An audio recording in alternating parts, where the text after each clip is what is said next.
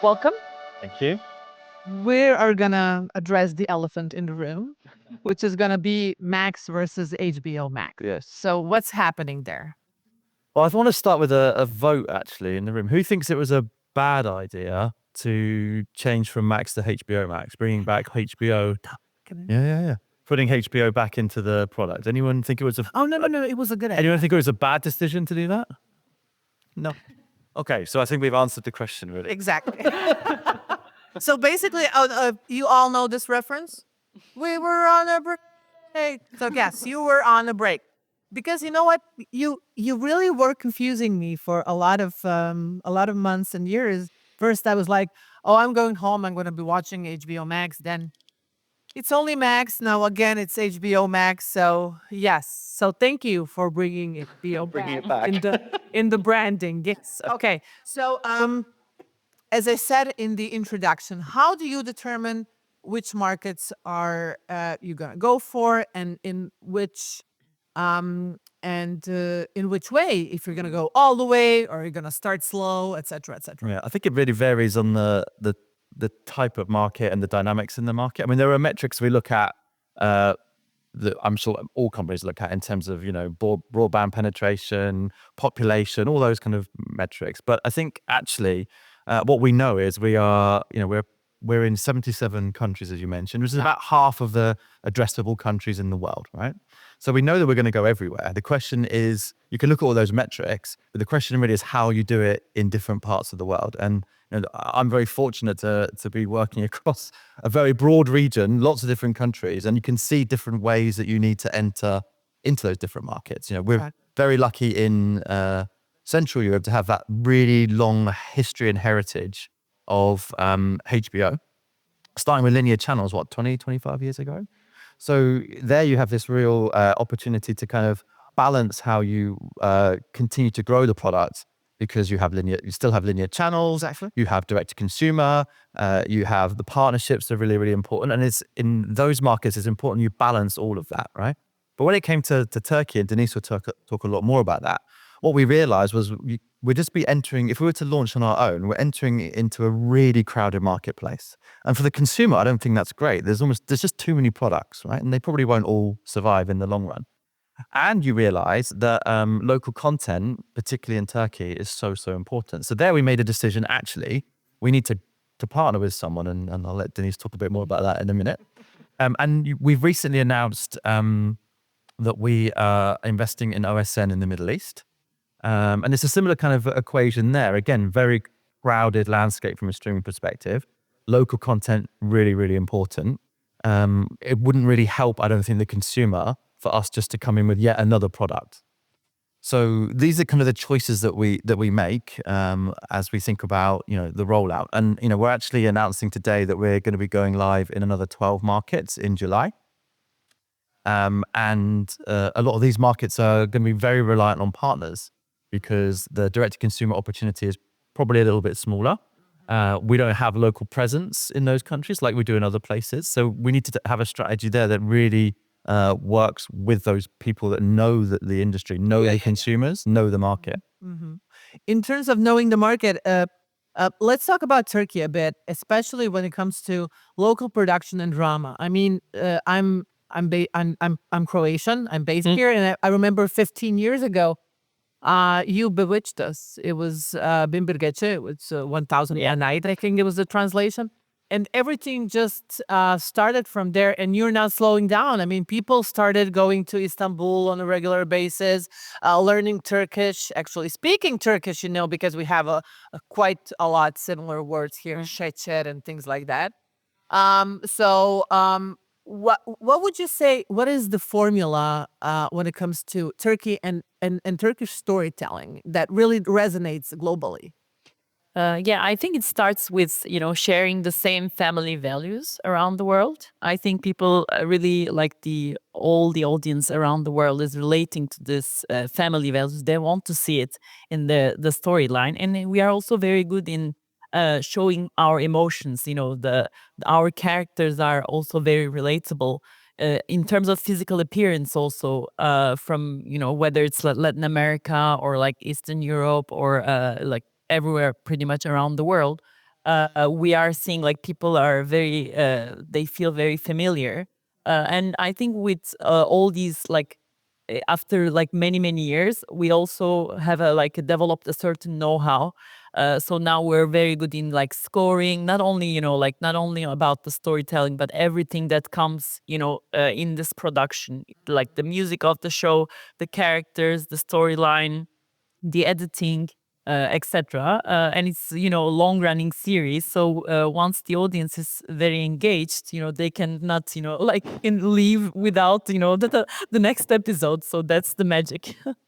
People always want more, which Yes. which is great. And as I said, really, drama. Everything is drama, and you do it well. And in terms of budgeting, I think that the Turkey as a country knows that it's. I think that it's your best product that you have in terms of promotion worldwide. Your TV content. So, what about the budgets? Are they increasing? Because later on in the day, here we'll be talking about inflation and Yeah, cutting costs. unfortunately, we had like hyperinflation for the last couple of years, and I would at this stage, it's hard to say that we are like extremely cheap because I mean, the production cost is increased, but even compared to, because now I'm entering this new phase where we are doing like workshops with the other countries head of originals within the WBD structure.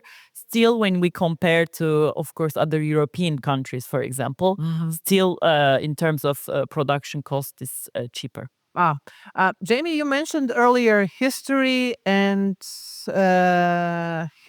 reputation in terms of HBO. Is that when penetrating a new region, new area, new country?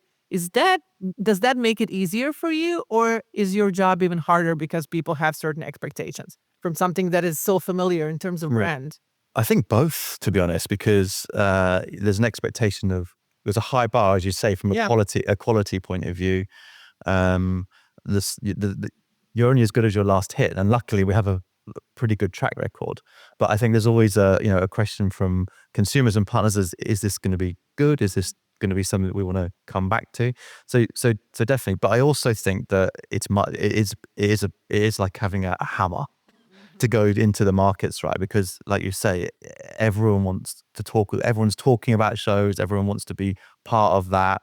And I mentioned like the partners that we have around the world, and some of those partners care deeply about the content as well, and so they've given it a lot of love and attention. So I guess it's I'd say on balance, it's a much more positive than a challenge, as long as you're making hits. Well, only that. It's a small thing, just to make sure that you have a lot of hit shows. In terms of hit shows, is there anything from your perspective that really connects us globally in terms of content? Are there shows that really work everywhere? Definitely. Which? I mean, we often get asked this question about the importance of local content in markets. I spoke at this conference for the first time 3 years ago, just after the merger, and there were a lot of questions about, why have you shut down a HBO local production unit? And don't get me wrong, I think that local stories are the lifeblood of culture, etc. However, when you're a global company, you have to also deal with data and facts and look at where you are. And when you look at the top performing titles in almost every country, it's the big hits, right? Yeah. It's Game of Thrones, it's House of Dragon, it's Friends. Now it's Last of Us. Last of Us. Yeah. Okay, it makes sense. Yeah, So we all like to think that we're really different. I don't think we are. not that. Actually, in the world we live in today, is not a bad thing, right? There's some commonality between us all. But in terms of local content, then, how do we get to? Okay, we want to have local content, especially in certain territories such as Turkey. And as you mentioned, Central Europe, are doors closing forever, or do you still? If we have creatives here in the audience, and if they have a great idea, should they talk to you or avoid you? Definitely they should. I think that, and you can talk a bit more about this from a Turkey perspective, but my take on it is that, look, we're always open for business from a creative perspective and for stories. I think what we're looking for is yes, it needs to work in a local market, but it also needs to have the chance to have life outside of that market, which is particularly true for Central Europe because the scale of the markets. I'm leaving Poland to one side because obviously we have a very different business there with with TVN and the free-to-air business there. But the markets that I'm responsible for, it's very hard to make those programs profitable, frankly, because if they don't travel, you've got a very limited audience. But I think Turkey's a different situation, which you can talk about. Yeah, I also like first we have this global content strategy where at this stage we're not really trying to please everyone. It's more like a more premium and more mature audience. And then I think it's regional wise, we're closely monitoring the data. In Turkey's case, we were already with the Blue TV legacy that was turned into HBO Max now. Will turn to HBO Max. Is next and will turn to HBO Max. We were already seeing, we already had our big local franchises, and we're seeing that it was like representing a large portion of the viewership and the first viewers. So we had to continue and develop these shows. And in terms of travelability, as you mentioned, there are more chances for our content to travel, but that doesn't mean that another content that comes from this territory might be a hit. Therefore, we're really closely monitoring, like for each region, what's really in the what's really engaging the audience, basically. And it's not like it can change from one year to another. But as I said, there's this global strategy, and then there are like regional decisions in terms of prioritizing and deprioritizing certain genres, scripted, unscripted, local, etc. You told me earlier that something very very interesting to hear, that true crime does not work well in Turkey. Yes, so like, this is a good example, I think, because like we are seeing that the true crime is working quite well in like Nordics, for example, or Spain. Here as well. Yeah, here also. We're all into forensic, apparently. Yeah. But in our case, for example, we have like very strong like shows on FTA, like more talking about these true crime, trying to solve these cases. And when we are doing these kind of shows behind the payment wall, it's attracting less audience, not appealing, because we cannot really compete with like a reach, a more exposed story on FTA. So in our case, we are, for example, investing less in true crime compared to other European countries. So that's the case. Oh, we're all visual types here in this room, I can only presume. So we have mentioned a Turkish drama so many times that it's silly not to show something. We've seen Ross Geller, so we're gonna see a bit of Turkish drama. Just give us the intro. Yeah, so this is the next, like one of the next local productions we will be releasing in September this year. Actually, it's a new show. It's going to be actually it's more in the crime genre. See, Not a soap opera. This case. you're still trying to change. And one of the reasons with this, like we picked this project actually is we wanted to also bet in the travelability, especially in Europe. So that's a good test because it will be released day and date in other territories, mainly here and other territories at the same time. Okay, and what's the call? Yeah, The Graft. Sorry. I don't know. Sorry, how? The Graft. The craft. Okay, well, let's see the craft. So intense. Yes. It's an 8-part series. Okay. Oh, so it's not like your usual Turkish No, soap it's opera drama. like for our like on the streaming side, we have like mostly 8 to 10 episodes for like a season, more like but we do multiple seasons, so hopefully we'll have a returning season after the We'll release see of the first season. how this show will work, because I'm guessing it's a bit less tradition in comparison to Yeah, other but I mean, Turkish content. yes, but I mean, with our other shows also, I mean, I think it's more about like how you build the character and how you show the emotions. We are using, the same basically formula, let's say. The only difference is more the pace and how we are, trying to have the story more condensed in 8 parts. Basically, because the long running ones you can have like you can wait for the girl to seduce the guy in like 30 episodes. and you can have that intense look to the camera for like Yeah, yeah, yeah. 30 seconds, and what's gonna happen, and everything is in slow motion. Yeah, there's no slow motion here. Yeah. Now, can you share some interesting data for I'm thinking Central Europe. I don't think you have something special for the region or just for Croatia or this region. In terms of what people like, what people dislike in terms of content. Sure. I think it's actually we've kind of touched on it already. I mean, it's definitely movies feature very highly on Okay. from a performance perspective. Okay. And mostly the global hits that we have. So We do. those are the same. It's the same. And when I compare with Turkey also, I think live sports is also Yeah. more engaging in this territory, because like in Turkey, for example, we don't see it too much engagement for like cycling or tennis, for example. But here we are seeing more. Really, for cycling? Yesterday, somebody mentioned darts, so I think that's the thing. Well, actually, I don't know. darts and snooker. We were talking about this last night at dinner. Actually, darts and snooker do pretty well from the sports perspective. You would Seriously? I know.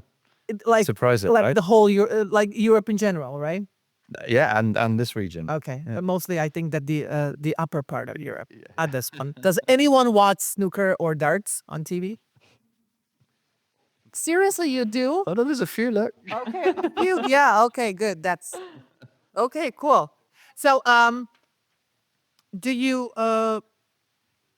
Jamie? Are there any big surprises that you had in terms of going into a new territory, just trying to connect the world with the HBO Max, something that really like you were like, wow, I did not expect that. I did not know that. Every day. And it's really very Especially in this region. especially in this region. Yeah. So I think I'd answer it in two ways. One is like when you work for an American company, a lot of the decision making and influence comes from the States, right, and from LA particularly.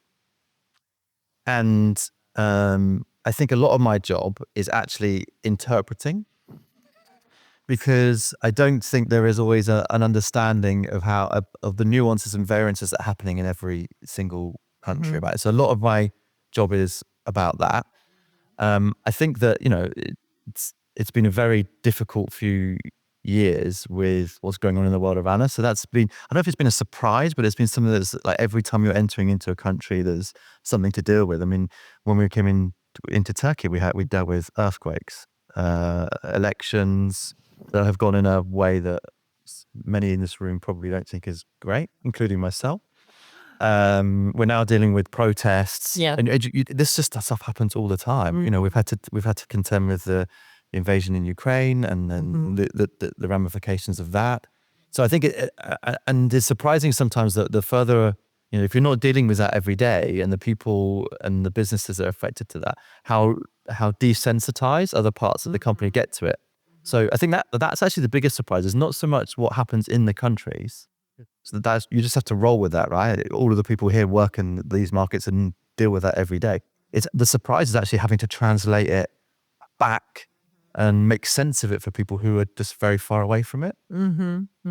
To connect with what's going on in the territory, in the region Yeah. that you're talking about. Yeah. Okay, so what kind of shows, what kind of content do you prefer personally? I mean, because you are in charge of content, and I want to know what is your thinking in terms of I'm a what do you content addict. What? I'm sorry. I'm a content addict. I love watching anything. But mainly I'm more. I really like character-driven stories. Like not about the genre, but it's really like to follow the character. That's why I'm like when I feel that okay, this is really good. A good show. So it's more character-driven stories. Jamie? Horror. I Seriously? was a horror fan, yeah. Really? Yeah. I'm very much looking forward to our new series, It. Not just Okay. because it's our show, but I do. Yeah. I love that. Yeah. And I think my favorite horror film I watched recently was Long Legs, Nicolas Cage horror film. It's Really? very good. Oh Lord, I remember when I was a kid, I watched the original. Yeah. The original movie was a movie, right? And it really, I'm still scared by watching that. It was like 30 years ago, 20 years ago. Yes. So I have not seen the show. I apologize. Oh, it's not out yet. So Yeah, but yeah, it's very. So you like horror and you like character-driven stories. In terms of where do you see content developing? Because the audience is shifting, it's changing. People like younger people like shorter formats. At the same time, you've said it yourselves. The classics, they always work, no matter how if the audience is younger or older. How do you see your jobs evolving in that sense, in terms of choosing what's going to be hot in the next 5 or 10 years? I think it's like fashion can always come back. Like I can give the example in Latin America. Like they were like producing too much like telenovelas. At one point, they went into this more like edgier content. But then we like the Turkish content entered the territory because we were like the new like family value like Turkish telenovelas entered the market. So it always comes back. But I think that the new generation. I have 2 kids and I'm seeing it also that there's kind of like an attention deficit. So in terms of editing, we can tell like still, you can tell conservative stories, but the way you are editing it should be at a certain pace. I think it's more about like, because of the social media, they lost their attention very quickly, generationally. That's how I see. The last thing that I've heard is like read is like 7 seconds. Attention span. But that I don't have intro. So now you make a say. Just 7 seconds an episode. Yeah. Jamie? I think that it might sound like a bit of a cliched answer, but I think it is just about experimenting, to be honest, because to your point, trends come and go.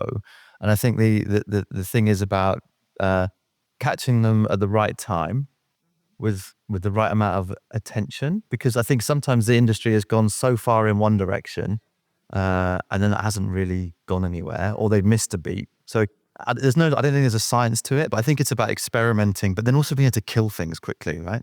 So if it's not working, you've got to stop it, right? I think.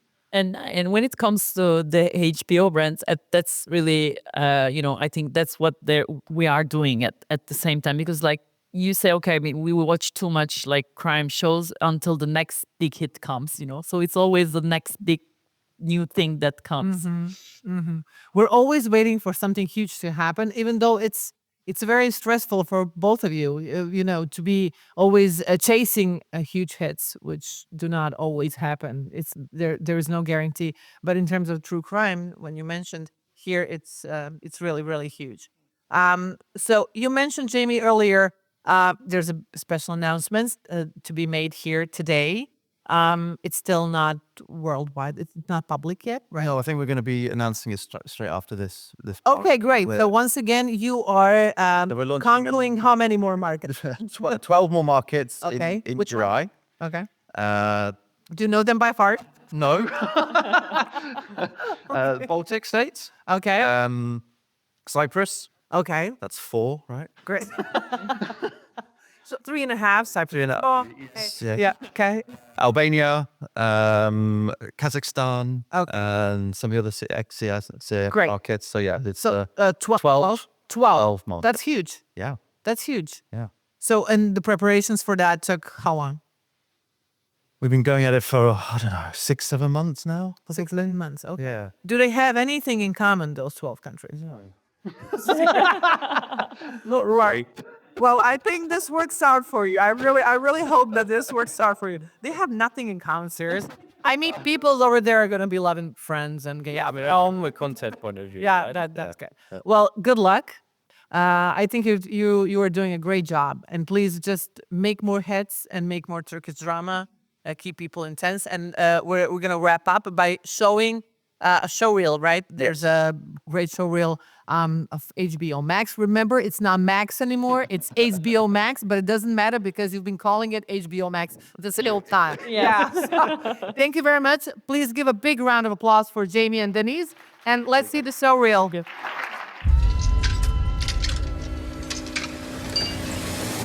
No one asked for this ending. No one's ever said, "Here's my money."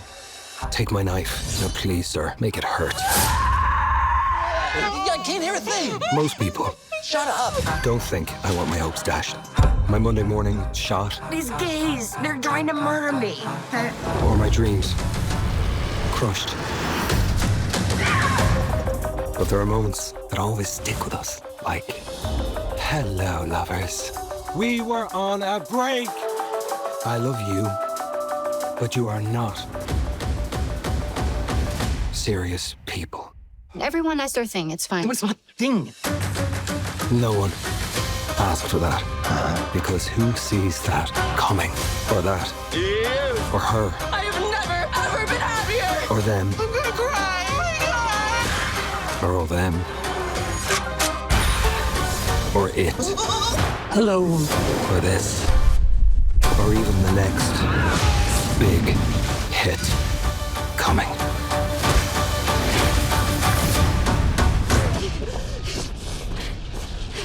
Until it just hits you. It's me. It's okay. I got you. Different.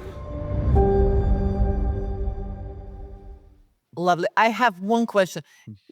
Whose voice is this? Do you know? No, do you know? Is it correct? Is it? Okay. Thanks. Exactly. Yes, I knew the voice. Thank you very much, sir. I've seen this trailer a week ago and it was killing me. And you know what? We are in Dubrovnik, the city where Ned Stark was killed. It's pretty amazing and pretty cold coming from you. So thank you very much. Have a big round of applause for Jamie and Deniz. Thank you, guys. Enjoy. Thank you.